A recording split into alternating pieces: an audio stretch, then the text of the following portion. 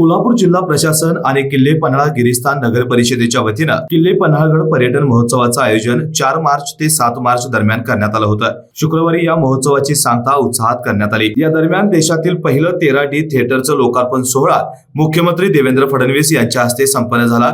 त्याचबरोबर या थिएटरमध्ये पन्हाळगडाचा रणसंग्राम या लघुपटाचे अनावरण देखील करण्यात आलं। या 4 दिवसात विविध उपक्रम आणि कार्यक्रमांचं आयोजन देखील नगर परिषदेच्या वतीनं करण्यात आले होते। दरम्यान अखेरच्या दिवशी ऐतिहासिक विषयांवर चित्र आणि शिल्पकलेचे प्रात्यक्षिक करण्यात आले। पर्यटन आणि पर्यटनाची शाश्वत संधी या विषयावर परिसंवादाचे आयोजन देखील करण्यात आलं होतं।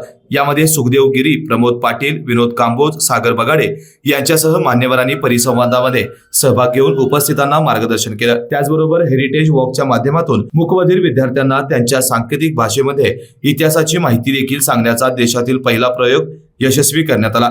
सायंकाळी घेण्यात आलेल्या विविध स्पर्धांचे बक्षीस वितरण करून या महोत्सवाची सांगता करण्यात आली। यावेळी पन्हाळा नगर परिषदेचे मुख्याधिकारी चेतन कुमार माळी, माजी नगराध्यक्ष विजय पाटील, माजी नगराध्यक्षा रुपाली धडेल, रवींद्र धडेल, जीवन पाटील, भाजपा पन्हाळा तालुका अध्यक्ष अमरसिंह भोसले, रवींद्र तोरसे, चेतन भोसले, राजू आगार, माजी नगराध्यक्ष आणि नगरसेवक उपस्थित होते।